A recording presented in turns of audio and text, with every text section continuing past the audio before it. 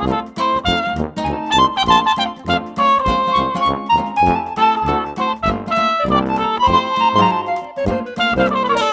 everybody, I'm Eric Walden, and this is MusicNet Lessons, improvisation lesson number 5.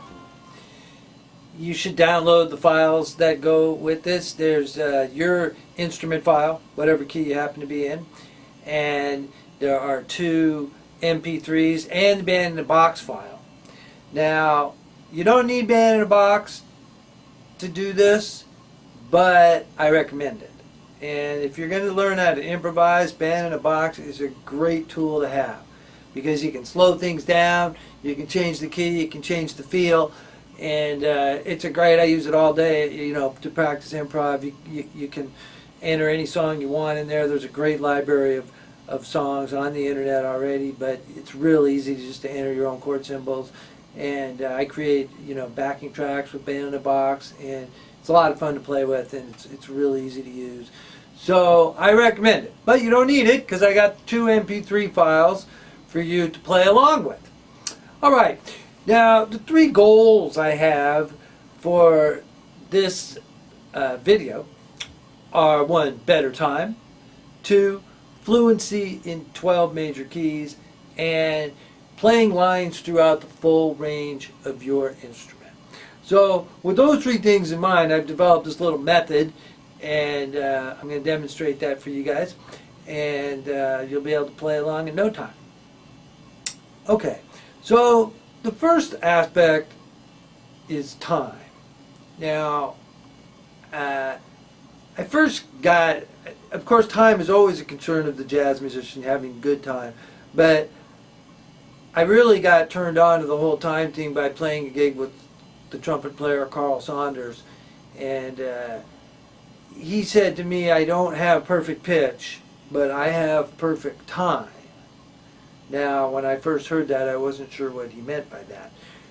But after hearing him play for a couple days, I realized what he was talking about.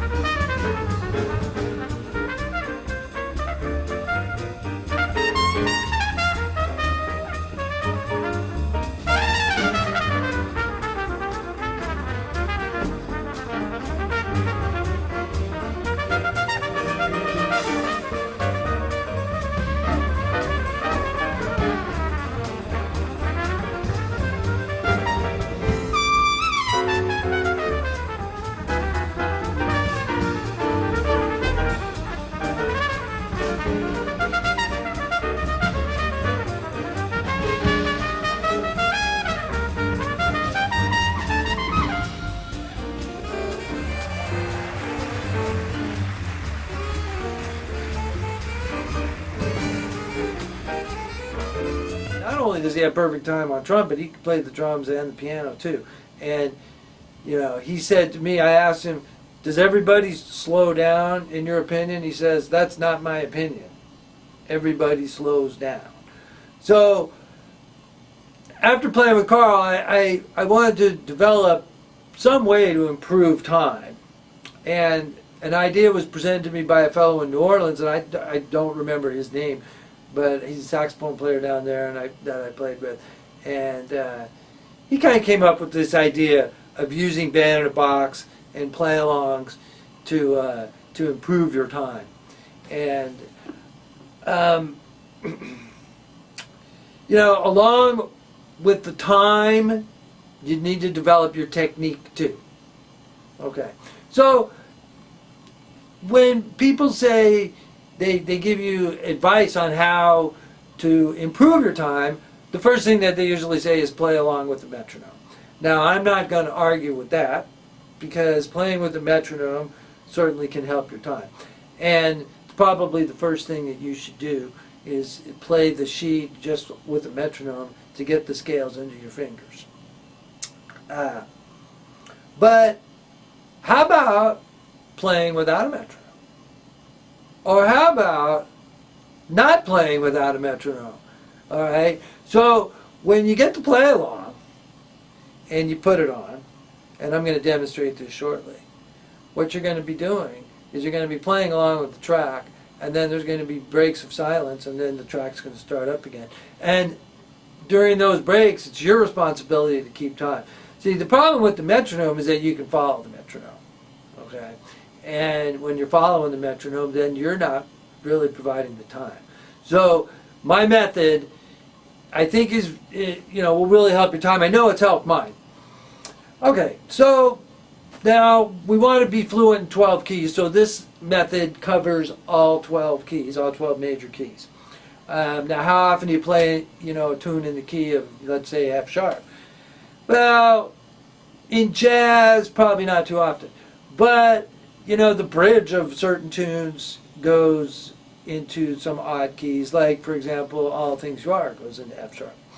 And if you ever play with, R&B and funk type bands, they often play in the keys that, are easy for them. E concert, B concert. So you have to be, somewhat fluent in all 12 keys. Is it possible to be equally fluent in every key? Yes, it's possible with Marcellus. I mean, I don't know if he's as good in F sharp as he is in G. I doubt it. But you need to be able to play in every key and have something in your vocabulary to draw from in every key. Plus, the odder keys like F sharp also will help you later when you're trying to do substitutions, and we cover that in some other videos. All right, so also covering the full range of the horn is very important. Sometimes with the traditional methods, what we get used to is here's the C Dorian, and we play that, and it starts on C, and then the F Mixolydian, and it starts on F, and certainly there's value in playing those scales like that. My method is designed to cover the full range of the instrument. So we're not really going to play the traditional scales, although they'll have the same notes, right? So in the first line, it is a Dorian scale. But then coming down, it's not really the Mixolydian scale. So we're just covering the basic keys and trying to utilize the full range of the horn. Saxophone players are pretty good about playing throughout the full range. Trumpet players, we tend to stay where it's comfortable for us. So by forcing us to practice higher and lower, this only helps us expand our vocabulary. So let's get started. So you've downloaded the music, you printed it out, or if you want to use a key read off the screen, you can. But it's going to go by pretty quick, so I suggest printing it out, and yeah, you got 3 pages to work with here. So before you try to play with the tracks, I suggest just sitting down and playing through the scales that are given, and use a metronome. And when you get up to 152, then you're ready to play along with track 1. And track 1 is a bossa, so the phrasing is straight. Now don't worry too much about articulation. Articulate comfortably. You can tongue all the notes if you want to. If you want to slur them.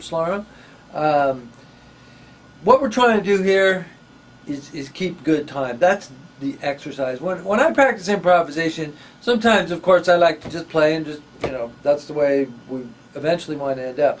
But if you're learning how to improvise, I like to make little games and play them, like playing within a certain range, or using a certain set of notes only. And then in this one, I like to think eighth notes, because if you're always playing eighth notes, then you're going to be able to keep better time. The longer the notes, it seems that we tend to lose time, because then you're dependent on your inner sense of time. When you're playing all the notes and filling all the cracks, then you really get a good feel for where the time is because you're playing the time. Yeah. So start off with the metronome and be sure to count all the rest and learn the scales first. Then you're going to try track 1, which is major 251, all keys, bossa 152. Now here's what's going to happen. You got to play the scale in the first line, and then you have some rest at the end of the first line. You have 7 beats of rest. You play beat 1 and then 2, 3, 4, 1, 2, 3, 4, rest. You don't play there. Okay? And what's going to happen is the track is going to stop. But they're going to come back in the next bar. So during that period of silence, this is where you're keeping time and not playing. And this is very difficult, as you're going to find out in a minute. And I'll show you on my demos that I'm not perfect at this. Then you play the second line. This is measure 5.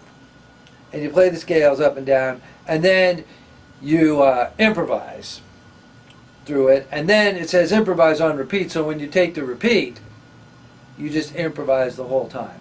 And I'm going to demonstrate this for you right now on the EVI.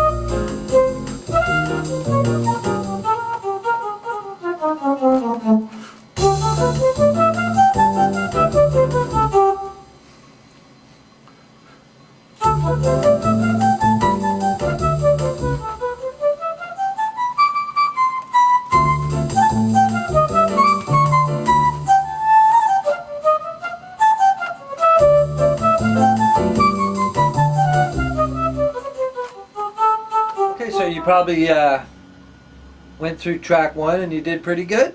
You're ready for track 2. It's the same thing, really. It's just faster, and this time it's swing. Now, the slow tempo is harder because, especially when you have to count the rest and come in. So, I think it is. The problem with the fast tempo is we tend to slow down a little bit. So, usually the tendency on the fast tempo is that you're going to be late. On the slower tempo, the bossa, you might be late or early, depending on how you're feeling. Now, tapping your foot, I think, is a good thing. Now, people have different opinions on this. I think that everybody should be able to tap your foot. Now, if you don't tap your foot, that's okay too. Sometimes you don't want to be tapping your foot when you're playing in certain ensembles. But I think everybody should be able to tap their foot. Okay, so you're ready for track 2, which is major 251, all keys, swing. And this is at a tempo of 184, which seems like a fast tempo, but for swing, it's really a medium tempo. So play through it, take your time, pause, the recording, start over. It's hard. It's hard to do. And okay, well, here I am demonstrating track 2.